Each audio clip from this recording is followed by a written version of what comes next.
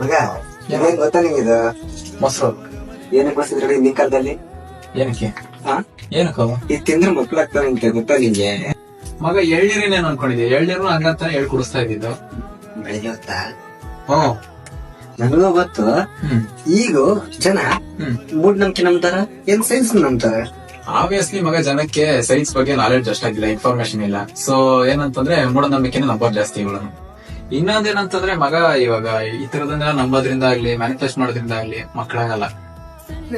ಗರ್ಭಗುಡಿ IVF centre ಅಂತ ಇದೆ. ಅಲ್ಲಿ ಎಕ್ಸ್ಪರ್ಟ್ ಡಾಕ್ಟರ್ಸ್ ಮತ್ತೆ ಕನ್ಸಲ್ಟೆಂಟ್ಸ್ ಇದ್ದಾರೆ. ಅವ್ರು ನಮ್ ಪ್ರಾಬ್ಲಮ್ ನ ಅರ್ಥ ಮಾಡ್ಕೊಂಡು ನಮಗೂ ಅರ್ಥ ಮಾಡಿಸ್ತಾ ರಿಯಲ್ ಲೈಫ್ ಸೊಲ್ಯೂಷನ್ ನ ಕೊಡ್ತಾರೆ. ಅಲ್ಲ ಚಿನಿ, ಗರ್ಭಗುಡಿದೆ ಏನಕ್ಕೆ? ಯಾಕೆ ಅಂತಂದ್ರೆ 10,000+ ಫ್ಯಾಮಿಲೀಸ್ ಗರ್ಭಗುಡಿನ ಟ್ರೀಟ್ಮೆಂಟ್ ಗೋಸ್ಕರ ನಂಬ್ಕೊಂಡ್ ಬಂದಿರೋರು ಹೈ ಸಕ್ಸಸ್ ರೇಟ್ ನ ಕೊಟ್ಟಿದ್ದಾರೆ. ಇವ್ರದಾದಂತ 7 ಸೆಂಟರ್ಸ್ ಅಕ್ರಾಸ್ ಬ್ಯಾಂಗ್ಳೂರ್ ಅಲ್ಲಿ ಇದೆ.